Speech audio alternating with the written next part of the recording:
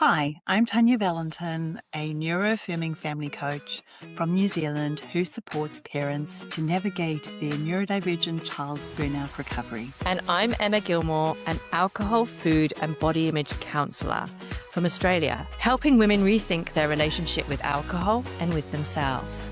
Welcome to Meltdowns, Menopause and Magic, a podcast where two late diagnosed mums talk honestly about midlife, neurodivergence, parenting children in burnout, and finding ourselves again along the way. If you've ever felt overwhelmed, unsure, or like you're the only one struggling, You're not alone here. Grab a cup of tea and come and sit with us. Welcome. And I was talking to Tanya last night saying, well, what should we talk about today in the core? And I had just looked at Tanya's had posted something about sports a few days. Was it a few days ago? Yeah, it was a few days ago. Yeah. Do you want to talk about that post? And then maybe we can just carry on the conversation from there. Sure. So it actually came from a comment that a parent left on one of my posts, because over on my page, I've been talking a lot about that long middle part of burnout recovery. Yeah. And how sometimes, you know, there's lots of people talking about, the sort of like the really acute burnout when, everything crashes. But then, we kind of enter, and you would have know this too, Emma, being a parent of children who have been in burnout. There's this long sort of like middle part that sort of comes after that, where things can just feel quite wobbly and tricky and inconsistent and unpredictable. And a lot of times you're wondering, like, am I doing enough? Or, am I doing this right? Because there is no sort of like other points of reference in your parenting journey for this, or there isn't a lot of information about what the stage should look like. So I started talking about that, and then a parent actually came in and commented and said, the wrong support, or can we talk about the wrong support being like keeping children in burnout, or even autistic adults in burnout for longer than they would have. And I really started thinking about, the different supports, and I'm going to put it in inverted commas because some of it doesn't feel very supportive, that are out there, the things that parents feel like they have to do to help their children recover, and how the wrong support can be just as, I think, even more damaging than no support at all, right? Because it can really put you back and put your family back. So that's what we're going to talk about today. But I also just wanted to preface, before we get into this discussion, we're not talking about all support providers here, because, because there are lots of providers out there who care and who engage in education and curiosity about the person in front of them or the family, who show willingness to learn from lived experience and adapt, or even, support providers out there who have their own lived experience of burnout, or being neurodivergent, or being a parent to a neurodivergent child. And people have been doing really great things out there. So I don't want this discussion to be about like all providers. So I just really wanted to just acknowledge those people at the beginning of this discussion, so that, people don't think we're just talking about everybody. And, It's interesting because I've almost got an almost third layer to it, yeah, which is even great support providers Mm. can be the wrong thing sometimes. Oh, Sometimes 100%. that's the piece I was kind of like, because Yeah. for me, when I was reading yours, I was thinking of it from my perspective, in that we have amazing support people, but sometimes just trying to engage with support, make appointments, have people in your home, go to support appointments, no matter how wonderful the support people are can become. So I think there's kind of a third element to it, which is, it can become for the children, but also for the parents of the children, another layer of stress. Yeah. So I think it's worth kind of like having that like thread as well, which because it's in that way, it's almost nothing to do with quality of the support either. Like they can be wonderful support. Yeah. But if you can't get out of bed, Yeah. Well, that's the thing, right? and have it in your home is nervous system dysregulating for you, it doesn't matter how bloody neuroaffirming and wonderful the support is. But yet there's also this. Someone was writing recently in a Substack, one of the neurodivergent people. They were writing about how it's sometimes the most helpful thing can be to say no to help. Yeah. And how difficult for us emotionally it is to do that, because there's this kind of attitude in that someone's offering you help, so you must accept it. Yeah. And so that's another layer as well, which I think is quite interesting too. Yeah. No, there are so many layers to this because, the social commentary or the cultural perspective is that, as you say, if support's being offered to you, you have to take it. Yeah. Or, if you just get support, things are going to be better. Oh yeah. Yeah. Support equals somebody's no longer neurodivergent and able-bodied. Yeah. Yeah. And there's so many layers here. It's so complex because we can, like, depending on where we are if our families and our children or ourselves are in burnout, there are times where I think not having support or not having like external support is actually the healthiest thing that you can have, right? And then there are times further down in the track where you might have more capacity, and the right supports can be wonderful. But then there are also so many people out there that I think because of the nature of us as a global culture still really understanding neurodivergence. People can say that they're neuroaffirming, but they aren't really. And it's like people saying they're trauma informed. Yeah. And they're not at all. And then if we engage with people who don't adapt to our needs or don't understand our needs, or we feel judged, or we feel traumatized by that support, it actually just pushes you back 100% into burnout. So like there's so many like little layers of and you like you say, but the medical model as well. Like for example, for me, because of the trauma that we've been through with bad support, I'm now incredibly tough and vigilant about who I allow into our family. And so I only work with people that have been recommended to me by other people who I respect. And I also only work with people that I have spoken to before. I will never let somebody speak to my child again without me vetting them first. And it's really interesting. You can research and be on a wait list for somebody, and they're like, "Oh no, the wait list is full, but you can have this other person that you don't know from Adam." And they always get so cross with me when I'm just like, "I'm sorry, I'm not interested in that." And they're like, "Well, you'll have to come off the waiting list." I've said, "That's absolutely fine. I will come off the waiting list, but I'm not just going with some random person with my child. They're too precious and they've been hurt too before, and it's never going to happen." So, but people get quite shitty with you, and I think that's another element to be, for particularly for mums.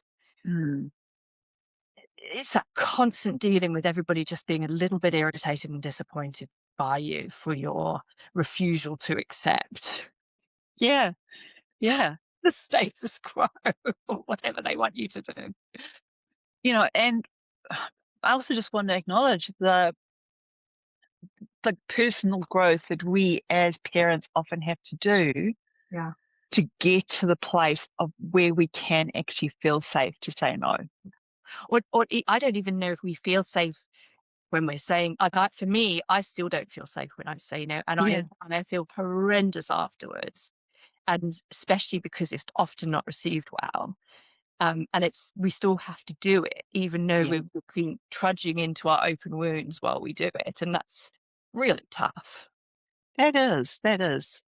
Absolutely. And I also think another element of this is that, especially I don't know about other cultures, but in like the Western sort of model of healthcare, um, there is this assumption that if, you know, if someone's struggling with their mental health, then either medication Yeah.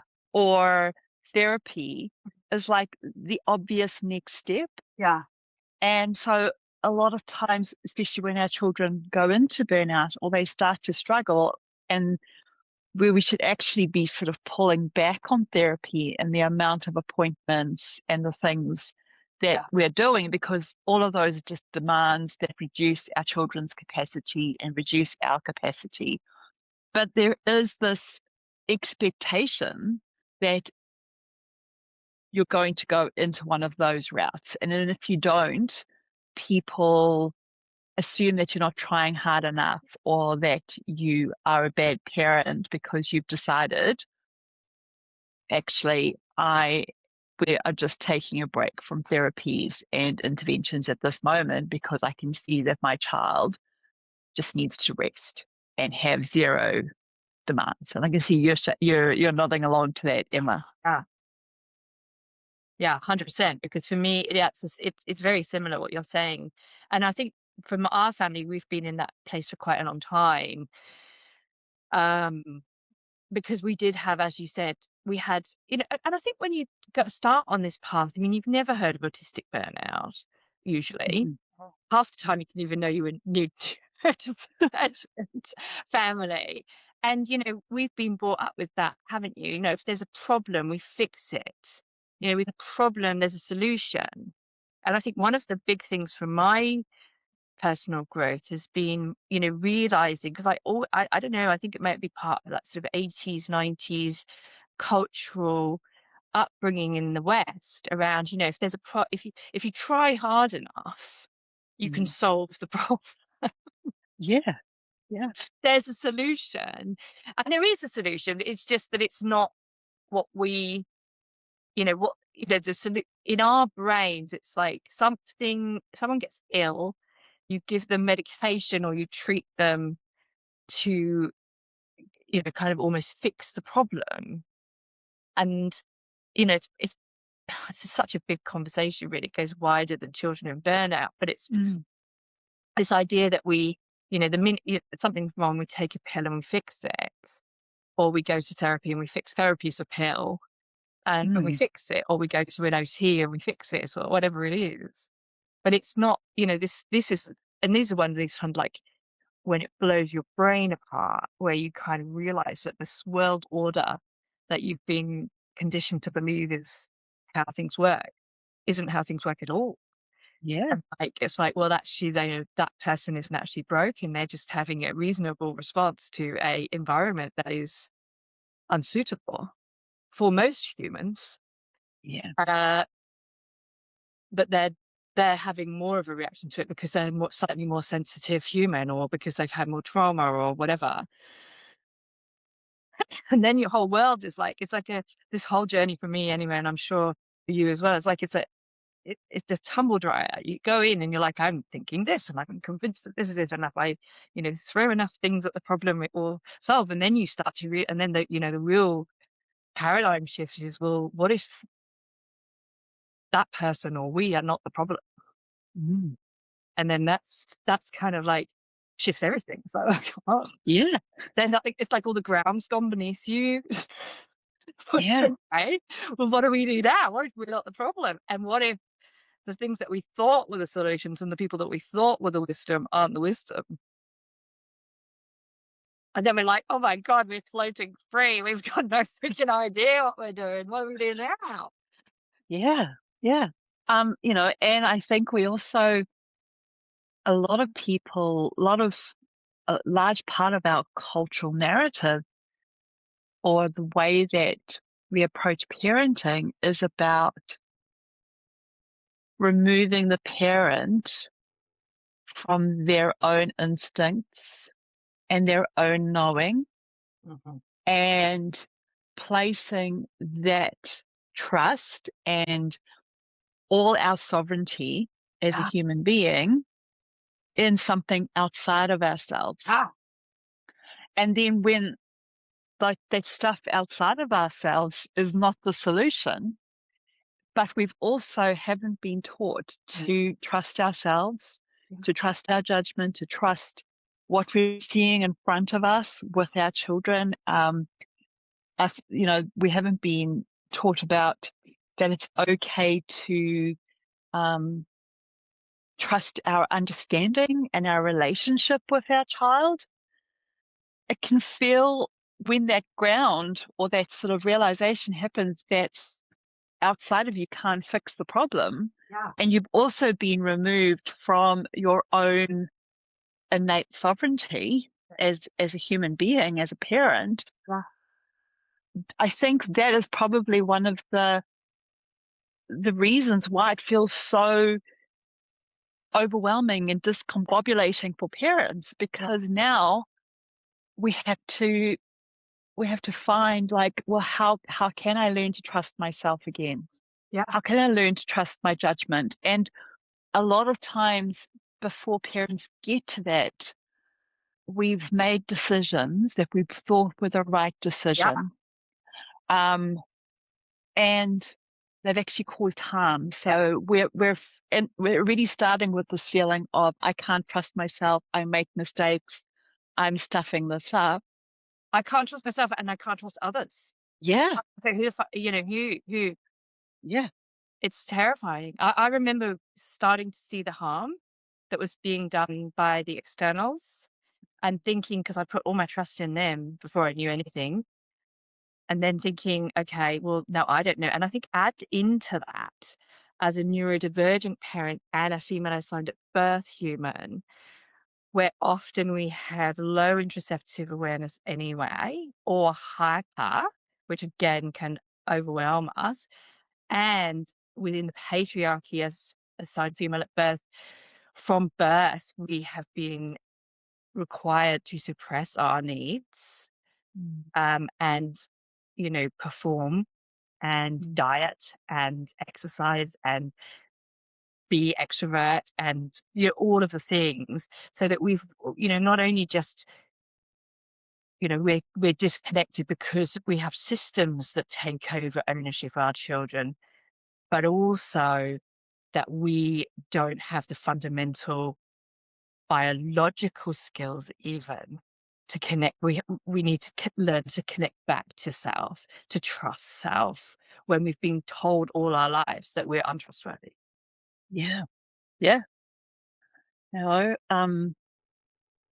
And that can just be a really terrifying place to be. And I also just want to mention something. I have spoken about this very briefly, but I want to know if you've had a similar experience. Like, when that happens, and I don't know, this was my experience.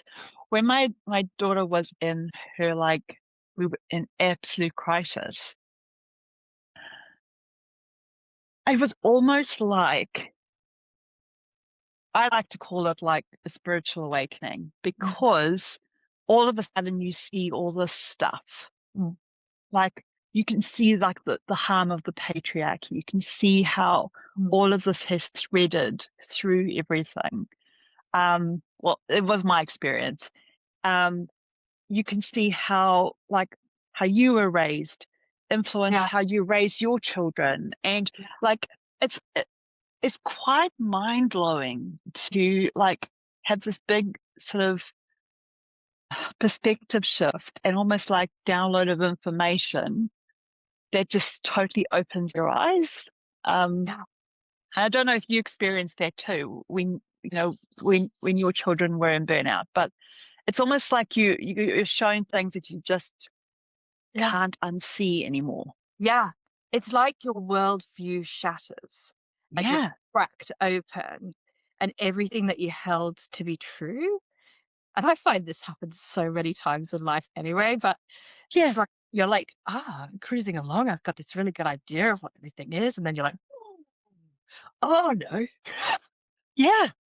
it's not like that. You're not like that. Your children are not like that. And Yeah. yeah, go figure. And it's like it's totally, and even like, where you said, I don't know, for me, like it didn't take me too long to get to because I could see the harm. And I knew my bad knew she needed to step in and stop this shit right now. Yeah. Because otherwise you could see the harm. And I knew the things that they were saying about my child weren't true. And I Yeah. knew that they were making her bad and she wasn't bad. And I could only take so much of Yeah. that before I had to step in and go, oh, no, no way. Um, but I still really struggle. And I've been struggling with it this week really badly with advocating and being received badly from advocation. And I still, find myself, like I was talking about last week, you know, reacting to my cultural conditioning around, not wanting to ask for more than I deserve, all that kind of stuff. And being, wanting to be liked, not wanting to be disapproved of. And I think when you're advocating for children who need more than a neurotypical person or need different or require extra, that makes total sense that people find that difficult because it means extra work. So of course it's not going to be received well. But when you also have RSD yourself and you've got the trauma of keep having to do this and keep having to advocate for such a long time, I think for parents it's so hard to just keep stepping back into the ring and you could just feel all your inner wounds just going, oh God, this is so awful. I hate this so much. I wish I didn't have to do this all the time. It's just shit. Yeah. Oh, yeah. And I think a lot of that approach from like outside people, it only really looks at, from that medical model, only really looks at the child. Yeah. And what's wrong with the child, and it never sees the child in the context of the family or the community that they're in or the culture that they're in. And it's like all like, well, okay, we just need to fix the child, but like that's just like a minute part of the picture.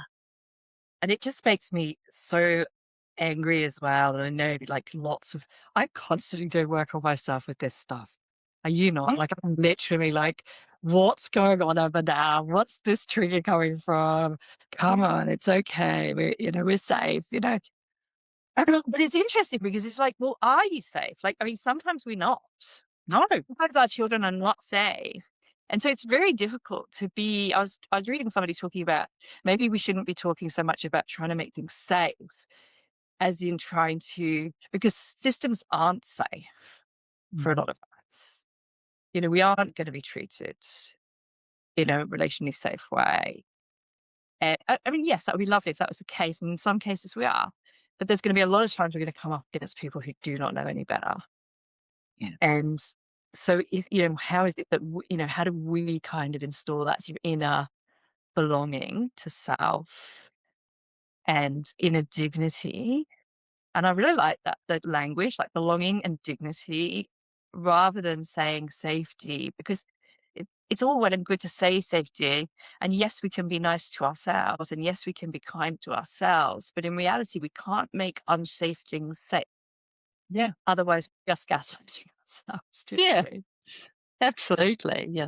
I totally get that. And yeah, I do really like that, that language of belonging and dignity. And, I know that Brene Brown did a lot of work on sort of belonging versus fitting in. Yeah. And, you know, a lot of times when what we think is belonging is actually just fitting in. Yeah. But fitting in actually requires us to abandon ourselves. And we don't have a true sense of belonging because we're just trying to fit in and be part of the status quo. Whereas true belonging, I feel, is something that we give ourselves. It starts in ourselves. Like, hey, I belong to me, and no matter what situation I'm in, I can still hold on to that sense of inner belonging, right? But we spend so much of our lives centered around fitting in that it's sometimes really hard for us to find that belonging inside of ourselves. Mm. It's really interesting because while you were talking about that, I was thinking about this, you know, what's the opposite of belonging? What's the opposite of the shame of asking for more and asking for equity rather than equality? And it was that the words, that dignity and belonging felt quite good as well in that context. You know what I mean? It's like, Yeah. yeah, because I'll give you an example. My youngest is going on camp next week, and there's been a lot of backwards and forwards over it. And then yesterday I got an email talking about how on the last trip she'd done with school, which was the first trip she'd done, and now she's a kid with chronic fatigue and in burnout, she had struggled with getting up in the morning, and that had made everyone very cross with her. And I only found this out like yesterday. And my mama bear was just like, so what can we do? What can Daisy do to make this difference? First of all, her going on camp doesn't mean she suddenly becomes a neurotypical kid without chronic fatigue. So her going on camp, what accommodations are you going to make to help her rather than shame her for a medical condition? Yeah. Neurodivergence, it's rather like celebrate her for being brave enough to come along and have a go, rather than like we'll be sat there. Where's Daisy? Like, Yeah. give her a hand, you know? Exactly. Yeah. It's that kind of thing. It's like that. It's like expecting her to fit in rather than, you know, treating her like somebody who belongs. That she has to be there exactly as she is. Meet her where she is. You know, Yeah. let it be a great experience for her rather than something that's a little bit tinged in the disappointment of others.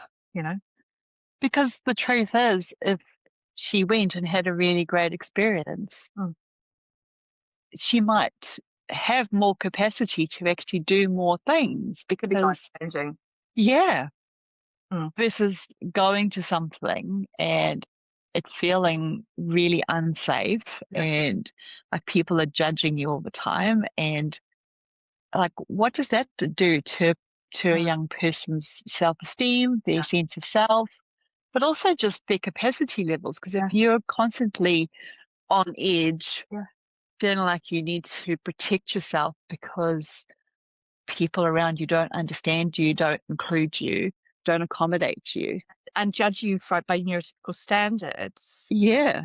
You know, of development and of capacity. It's really tricky, isn't it? It is, yeah. And I was just thinking exactly what we're talking about, because we know that for most of the autistic kids in burnout and chronic fatigue, it's nervous system related, right? Nervous system shutting down from stress. It's a stress response. Yeah. So it's like, well, how do we treat people with a stress response? Do we get all military with them and shame them? Yeah, but I think, you know, I mean, I think about when I was in education as well. A lot of training in schools and, you know, the education a lot of parents receive is very much about behavior management and looking at how can we fix behaviors and not actually taking the time to recognize what sits underneath that behavior, and that if we actually work on the deeper causes, that it's going to be way more effective at managing the behavior than our traditional ways of focusing on behavior 100%. are. 100%.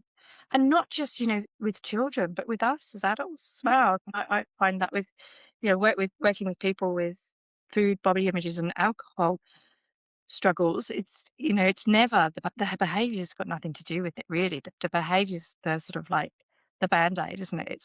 The behaviour's the cry for help. The behaviour's the, something's not okay. Can you help me, please? I don't know how to do something yet. I don't know how to do this yet by myself. I need some help. Yeah. Mm. And For us, I just want to acknowledge the courage that it takes sometimes to actually ask for help in the first place. oh my God. And, that's us as adults, let alone poor little tinkers who, adults haven't always been the safe places for them to land when they've asked for help before, Yeah. Adults, we find it hard enough to ask for help. So many of us, hey? Yeah. Yeah. And I think about some of the stories I've heard from some of the parents that I've worked with, where things that have been put in place to support the well-being of the child have actually just been, box ticking, Yeah. needing to fit into some sort of compliance model. The whole sort of, just get your child to every morning come and touch the gate. They don't need to come in, like, I don't know who ever thought about that. I know it must sort of come from some kind of exposure therapy sort of framework, but, it, that is just, something that actually traumatizes children more. I've heard of some parents who have to meet online for a weekly wellness check with the school, or someone from the school every week, because their child is in burnout and can't go in. Just all these extra stresses and hoops that sometimes parents of neurodivergent children need to jump through because people don't trust people. Like, yeah, just believe us when we say. yeah, It's like so many things, isn't it? I mean, we went through so much of this, and there's so many things. I even remember we went to this special school that we were sent to from the Royal Children's Hospital in Melbourne. That was like for kids who were struggling with school attendance. And I was like, yeah, but when they're in burnout, and really it turned out to be, it was an exposure therapy thing. It was, they were nice enough people, but the paradigm that they were trying to meet was, we'll get your child to school more. And when, Daisy went, she was so full of excitement for it all. And it gradually, her capacity waned. She really wanted to be there, but some days she just couldn't get out of bed. And the lectures that it's not going to work if you don't show up. It's like, are you serious? Like, my kid's in bed, she can't lift her head off the pillow. And you're treating her and me as if we are sat round scratching our bums watching Netflix, having a day off for, shits and giggles. She can't eat or open her eyes. And yet so it's just,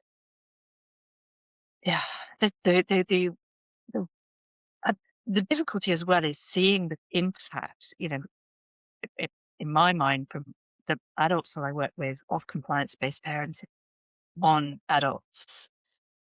And, really seeing that I'm really wanting to protect my children from growing up the way that we did, because it does have some really, really horrible, horrible long-term impacts for most people, that productivity culture that force yourself to push through. You know, it's people break. People get all kinds of diseases from it. It's a really very unhealthy way to be. Oh, 100%. And I've just recently, as you know, I've started working just like 1 day a week at our local polytech to support students. And I see it with the students who come and see me all the time. They feel really embarrassed to be there and to be asking for supports, and then like it's so hard sometimes for them to even accept accommodations or support, because their whole life they've been told, well, you just need to push through, or you're just being lazy, or you just need to apply yourself better. And these are sort of people, sort of people my children's age, sort of like school leavers to sort of like 25. And I can already see how that's really affecting them and their education, because there are these accommodations that we can give them. There are these supports that we can offer them. But it's so hard for them to accept it because of the social commentary around it, or just like how, they were in school systems, or their families doesn't really understand. And my heart just breaks for them sometimes, because it feels it just feels so hard for them sometimes, and it really doesn't need to be. It's a really interesting piece as well. You're talking about the actual concept of support as well, and box ticking.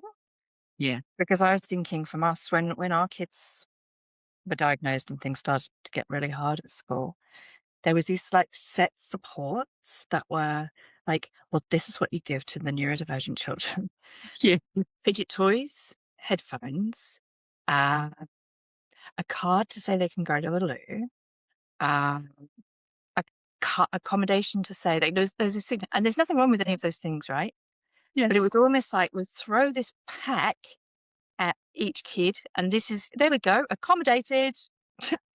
Yeah. Sensory room, accommodated.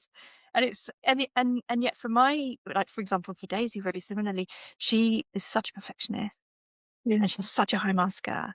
The idea of her using anything in her brain that kind of differentiates herself from others is very difficult. So all of her supports have to be kind of like under the radar supports. I heard this really interesting. I was in a professional development the other day, given by Amanda Diekman, who everybody would know as low demand Amanda. And she had a really interesting concept. And I was like, yes, that, she said, if neurodivergent children are given accommodations in a classroom, that the only way it really works is that everybody in the classroom gets the same accommodation, which, goes against the whole, like, well, fairness or whatever. But, or, equality. you only get this support if you are neurodivergent. But her argument for this, and I totally agree, was, if everybody needs a little card to go to the bathroom, or everybody gets to access noise cancelling headphones or fidgets or whatever if they need take them, a break when they're tired. Yeah. Then how awful. Yeah. Then that is one of the best ways to actually support neurodivergent children, by actually normalizing accommodations and support across everybody. And I know that sometimes that's harder for people to put into place, but it did really get me thinking.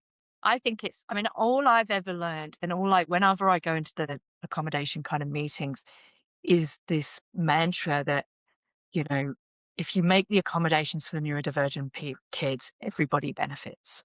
Yeah. It's really helpful for neurotypical kids too. It's just that the neurodivergent kids can't function without it. But it makes everybody's world, everybody's educational experience better by having those things. And so it's like, Oh, well, why wouldn't you? yeah, exactly. One of the examples that she spoke about in like real term life is that Siri, on our iPhones was Yeah. actually created as a neurodivergent, like as an accessibility tool, right? For neurodivergent people or people with disabilities. How cool. And like it's, millions of people or billions of people now benefit from like Siri or Hey Google or Alexa as a support, but that initially, the initial concept was around accessibility support or, yeah. Yeah. It's so interesting how things are changing around stuff like that, isn't it? Yeah. Like Even things 100%. like transcribing and stuff like that. It's like, so it makes sense because for me, I find things on the spot really difficult to process. Mm. Like I really like someone will say to me, "Well, how do you think? What do you think about that?" And I'll say, "Oh, that's fine," just because, and it comes out of my mouth, but actually, I've got no idea what they said. Yeah. The It, transfer tools and stuff like that is so good. yeah. Well, I thought it was such a learning curve for me. Yeah, When my children were diagnosed because, also really high maskers. yeah, And just for me as a person to actually learn a little bit more about accessibility supports and things, like transcribers and just stuff like that. And even just as a business owner and a coach, like yeah. how important it is that to make these things available for people because not everybody's going to process information the same way. Exactly, exactly. Yeah. It seems so funny, isn't it? Because everyone's like, "But it's not fair," and it's like, well, kind of. There's this whole fairness thing that just feels really like fitting in rather than belonging. Do you think that the non-fairness comes from it being Oh, an invisible almost disability, right? Because like yes. we don't say the same things about people having like No. accommodations for a physical disability. Mm. Like if somebody needed a wheelchair, like we're not going to say, "Oh, it's unfair that we Yeah. have a wheelchair too." Yeah. Um, Exactly. I or think some kind of thing that we can obviously see. But and people don't have an issue with giving accommodations to that. And I wonder if it's just that sort of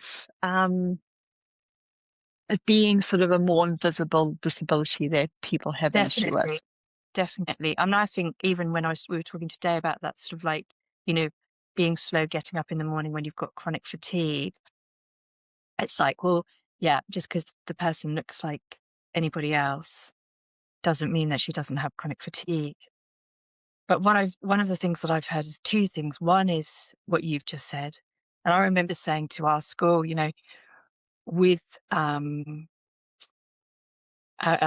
attendance, what do you do when somebody's like got a serious illness, like, like someone's got like an illness where they're going to have months and months off school because they're sick, Why is that treated differently to my kid with chronic fatigue and autistic burnout? Why is it that they can do a VCE and have accommodations for and it doesn't make any sense. But the two pieces that I've heard from about this is one, what you were saying is that it's invisible, but the other is often, I think, for the parents who are often parents having these reactions, or regular people in the street. But I think often it's a trauma response because they were never accommodated. Yeah. That's part of it. I think is like I had to put up with a really shitty experience. Everybody else has to too. Yeah. Oh, I've noticed this in, like, in my marriage with, Yeah. you know, and my husband and I, different ways of approaching parenting. And, and it's not just between him and I've noticed with people around, like, well, you know, but I didn't get away with that Yeah. behavior or that when I was a child. So why should they? Yeah. It's almost like you have this like little toddler in you Yeah. going, well, that's not fair. I didn't get fair treatment, so Exactly. why should anybody else? Exactly. And it links into my experience, that kind of black and white thinking as well around, um, there's some sort of, yeah, I don't know how to describe it without sounding a bit funny. There's some like ableism in it, and some, it's that kind of, well, it was good enough for me. Oh, there was never any autism when I was growing up. Well, it's all that sort of stuff, Yeah. you know. And it is really interesting to watch, and all of us revert to it sometimes. I mean, I know I do. Just that upbringing of, like,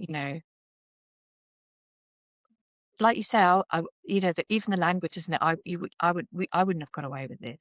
Like Yeah. they're pulling a fast one on us, Yeah, or even just like got So, away with it, like, right? Like it's manipulating. yeah. And I feel like it's linked with words like respect sometimes Hmm. too. It's that that's what I was meaning. I was trying to find the Yeah. wording for it, but it's that kind of like, there's a boss and there's the people who should be doing the thing, the boss of the people, be it a parent and child or the system, and they need to do what that person says. And if Yeah. they don't, like you said, it's the behavior. The behavior is the problem, not the rules. Yeah. Um, yeah, it's very interesting what you said about, like the manipulating. Yeah. And I always think like I remember when my children were like newborns and I was told, you know, Yeah. don't go to them when they cry because they're just manipulating you. And if Don't. we think about the actual like brain development of Yeah. a little baby, they Yeah. they can't manipulate. They don't have that brain function Yeah. to manipulate somebody. Yeah. But just like the way our culture sort of And perceives things. is anyone not doing what we want them to do? Yeah. It's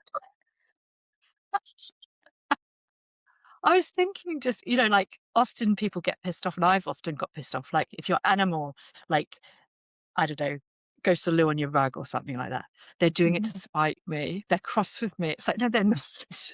Yeah. They've just done something you'd rather they didn't, Yeah. and you're taking it personally. But it's interesting because I don't know if you've ever read, No Bad Parts by Dick Schwartz, the internal family systems guy. Yeah.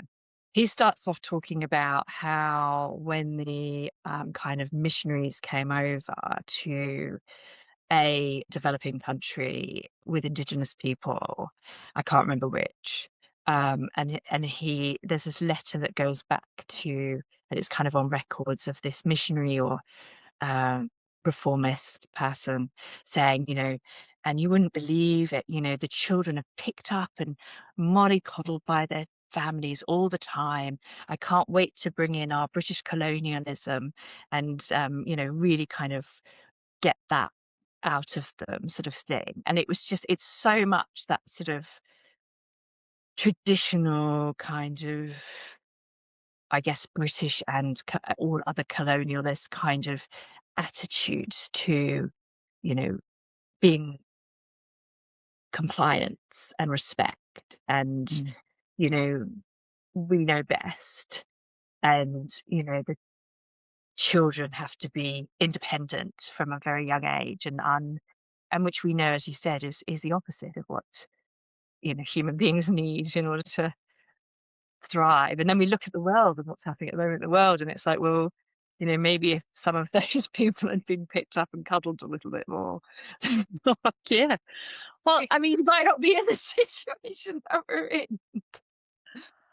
funny enough, like I don't think that the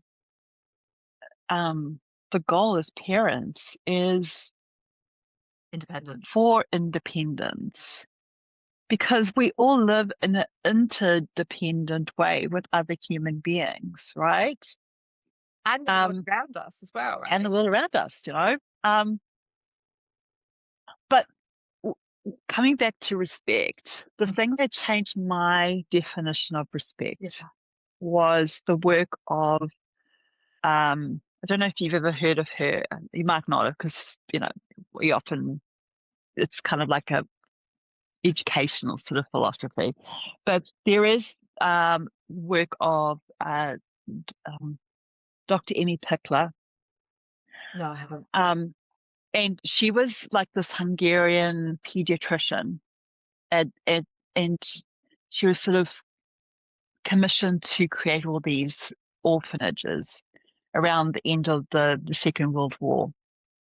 And her approach was just so beautiful and amazing. And she had all these babies and these toddlers that were dying of, lack of attention and love and support. And so she came in there to kind of help these children to be able to thrive. And her whole philosophy is, even with really young babies, we do things with them rather than to them. Yeah. That even our really young babies, it's in partnership with us. And it really fits with that whole sort of like my thinking around neurodivergence and PDA and all that kind of thing, or how it's a relationship, right? And so her idea of respect is that it goes both ways. Yeah. That we respect children, and then children learn how to respect through the respect that we show them. And that it is this beautiful co-creation within a relationship. And one of her principles, and I remember, I think this was on Australian TV, like a few years ago, was, and I trained in this, and as an early childhood teacher, this was something that I did all the time, but that you actually ask the infant permission to change their nappy, or to feed them, or to put them to bed, so that they're always the partner in this, right? And then while you're doing it, you're explaining and you're sort of labeling all the all the things that are happening, so that the child doesn't feel like you're just doing it to them. Yes, exactly. And I remember the backlash this woman got on TV, because she said that parents need to ask their infants permission to change their nappies.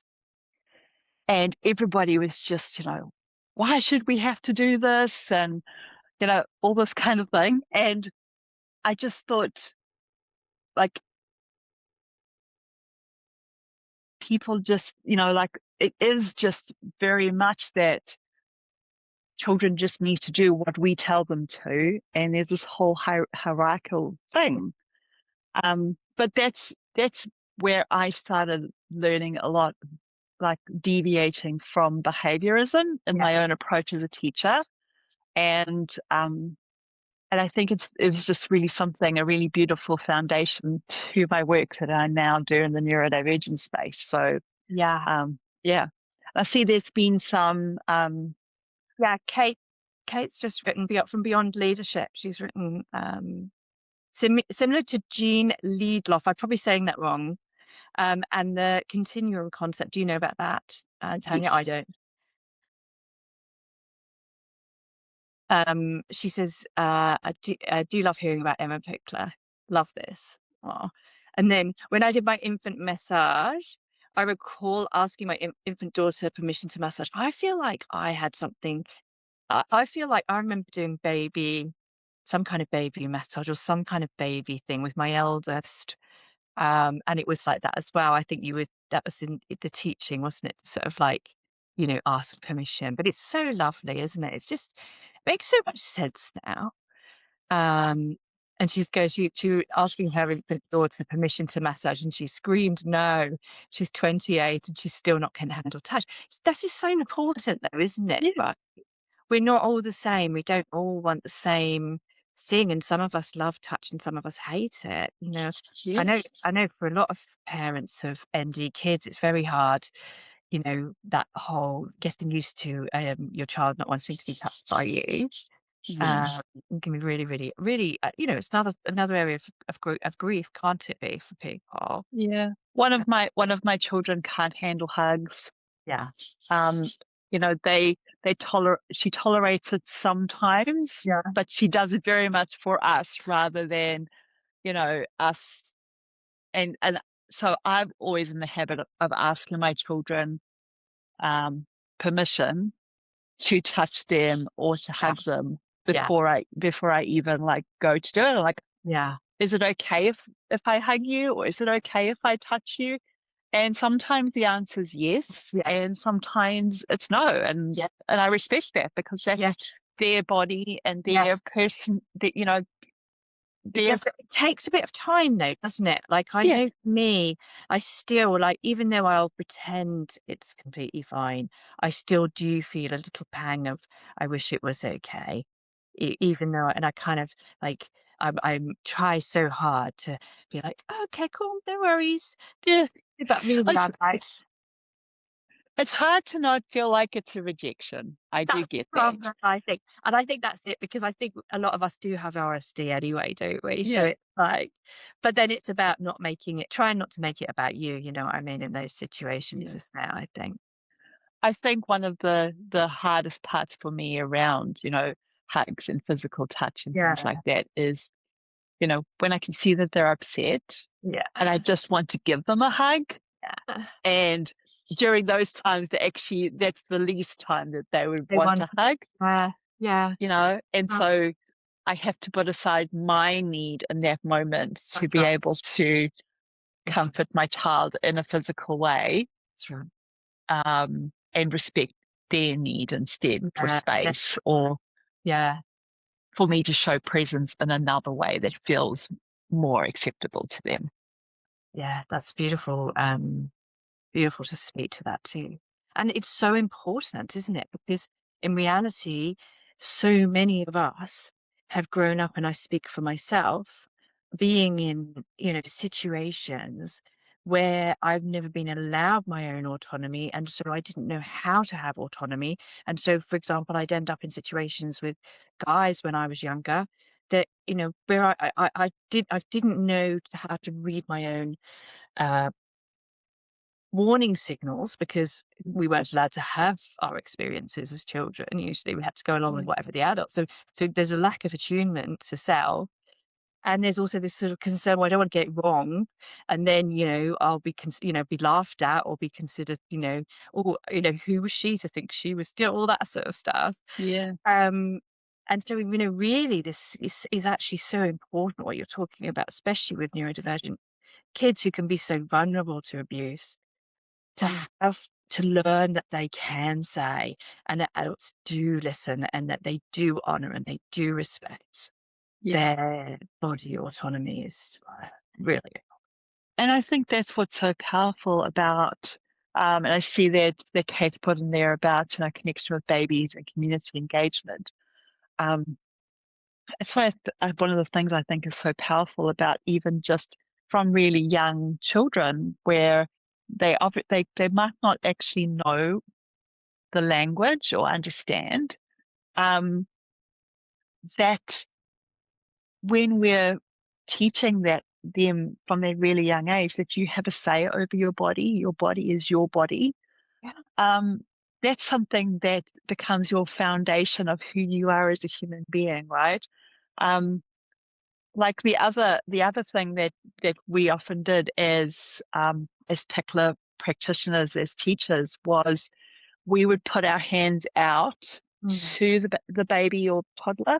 Mm. And then they had the choice of whether to actually come to you or not. And if they didn't, then we had to we had to accept that. Yeah. And it's so funny, when you're saying about the adult experience, Yeah.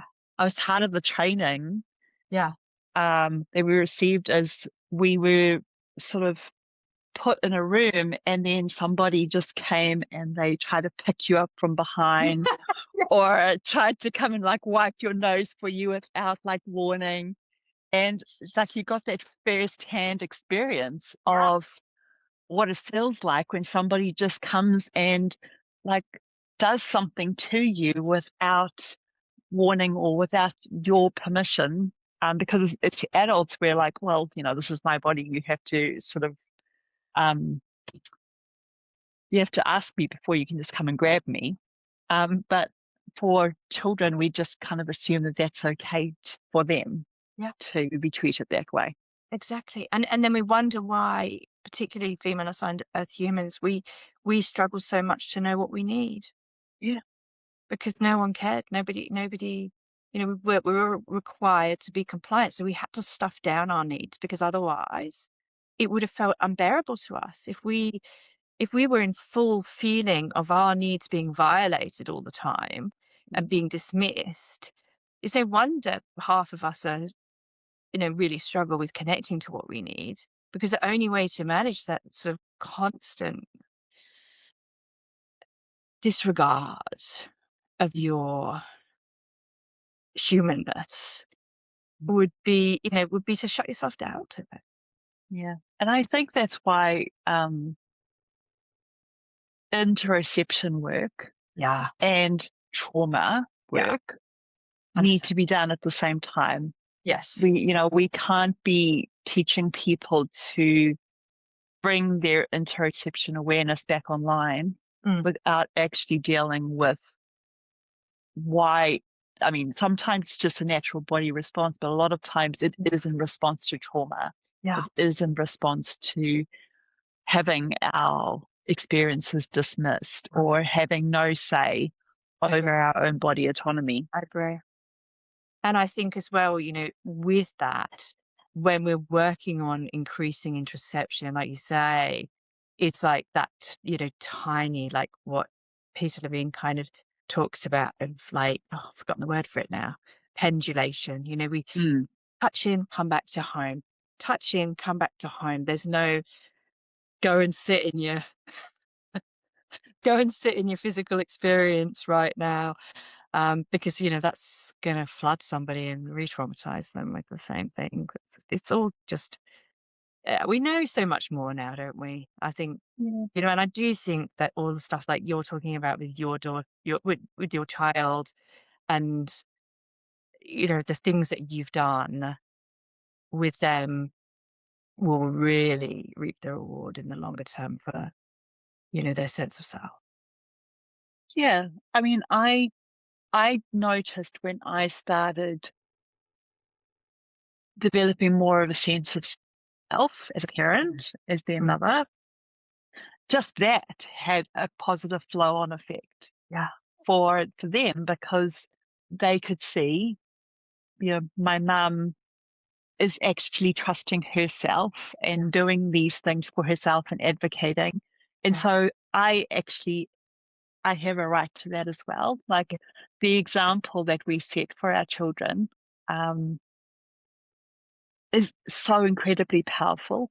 And then when we change the way that we see things, we naturally do things differently for our children, and then has that positive flow on effect that, I don't think my children will ever will ever parent in a way where they think they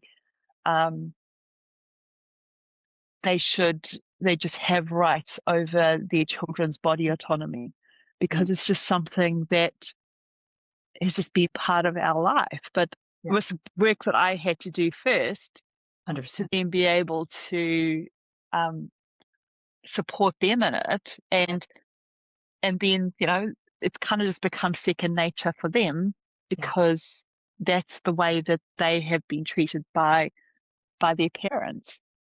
It's a very interesting point, because I think for a lot of our generation, we grew up with, and many of us are still living with, undifferentiated parents who see their children as an extension of themselves. And, I see, with the adults that I work with, the difficulty of that. And, and I'm by no means perfect with it at all, because I think I grew up in a pretty unboundaried environment growing up. And I still, I've still got a lot to learn in this area, because I still get I still make it a little bit personal, even when I know. Yeah, it's hard not to, but I think as a generation we're probably, we're a generation of cycle breakers. Yeah.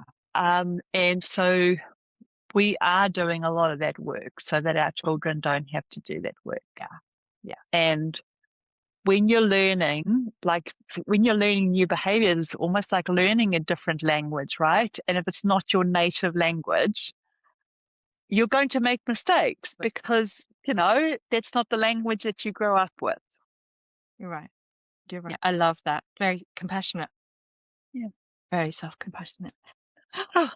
I've noticed how we have these conversations, and then they go to all sorts of very different places. They're connected, but they're love it. Oh, we'll start them. It's like, I think it's a very Always gotta do neurodivergent that. way of having a conversation, right? Yes, that's why I like it so much. I think that's. And I loved having Kate join us as well. It's always lovely having her on too, I think. Yeah. And I've never heard of Jean Leadhoff, so she sounds like a good person for us to know of too. Yeah. I'm conscious that we're past our time. Yes. I think we need to look at our magical moments. Yes. If anyone else has got a magical moment they want to share, Kate, please feel free to share as well. Yeah. Do you want to go first, Tanya? Yes, I actually had one this morning, and I was like, oh, I know exactly what I'm going to do to share my magical moment. So I went for a walk this morning, and it was incredibly misty and the sun was coming up. And then I looked over to the mist, and do you know what a Brockens spectre is? No, please tell us. So it's like when a person stands in front of the sun and like mist or some kind of cloud, like low-lying cloud. Yeah. And then the sun projects like a rainbow onto the mist, but the person that's standing in between it, they're kind of in the middle of the rainbow. So it's like this big, what this is. It's like a amazing. big circle sort of rainbow around my shadow. And it was just like the most amazing thing. I'm like, oh my goodness, look, there's my shadow. And it's in the middle of like a circle rainbow. Oh my goodness. Now I have to go and look this up because I do not know what it is. It's incredible. Yeah. Wow. I just took a photo of it and I brought it home and I said to, yeah. Oh. Can you send it to me after? Yeah, I will. I want to know, and I want to use that word, and I want to try and experience that. Sounds amazing. So my whole morning this morning was like going down Brockenspector rabbit holes. Oh, I love that. That's so cool. I love that so much. My magical moment this morning was a little different. It was a very small magical moment, and it was I've been having, this is going to sound really old ladyish. I've been having really stiff hips. I always get stiff hips. It's where I get carry my stress. And I've been doing a little bit of qigong in the morning to kind of like shoulders and hips really. And I thought, I'm going to go outside in the garden and do my hip stuff, because I thought, that'll be a nice thing to do. And as I was doing a sort of like arms up thing, I don't know the name for it. The sun came just over the fence and was just like beautiful. You know, like when you do like a, I don't know, the yoga one where you like, you know, I can't remember the names of all these things. I'm so Yeah. bad. But you know, it's like a morning salute or whatever it's called. Yes, yes. Kind of like Absolute, that. yeah. But it was a qigong one that I was doing, and then every time I looked up, there was this little sun peeking through the fence. It was Oh, that's gorgeous. quite ordinary, but lovely. It was really fun. Oh, Yeah. I think that sometimes the most magical times are in the ordinary, right? I agree. I agree. Yeah. I agree. Oh, well, I'm going to go and find out about that, what you just talked about. And I'm not using very good English either. That, what you just talked about. And I'll send you a the photo. And maybe we can put it on the, when we make the podcast, we can, oh, you might not be comfortable with that. So No, that's okay. I don't mind. It was like, it was a really amazing thing. And I just didn't even know it had a name. And then I found out like it's a phenomenon that often happens when people are mountain climbing. oh, for goodness sake. So it's almost like you were mountain climbing this morning. And I wasn't, but you I know. know. Yeah. You were embodying it. Lovely, lovely as always. Thank you so much, lovely Kate for joining us, and Tanya for your wisdom. And yeah, it's lovely. I love listening to how you are with your children. It sounds so, yeah, like you're such a wonderful parent from what I hear. Just, like you should hold yourself with great. Well done, my friend. Same to you. Same to you. We're all just doing our best, Emma. And you know, my mama bear heart goes out to yours. Mine too. And Kate's as well. I know that she's a mama bear as well. So. Oh, sending love to you, Kate, and all the other mama bears who are out there at the moment. Yeah, amazing humans. We really are. Yeah. Take care, Cherub. Lots of love. You too. Bye. Bye. Thank you for spending this time with us. If this conversation helped you to feel a little less alone, Or you're a late diagnosed mum navigating alcohol and body image in midlife. or you're parenting a neurodivergent child in burnout and need support, you're welcome in our communities. Links are in the show notes. We'd love you to share this with another mum who might need it too. Please be sure to like, comment, or subscribe so that you can be notified when new episodes air. This also helps the podcast reach more mums who need it. This podcast shares a lived experience, not medical advice. Please reach out to a professional if you need individual support. We respect a range of lived experience. All guests appearing on the show are talking from their own individual lives, and their view may not reflect the host's perspective.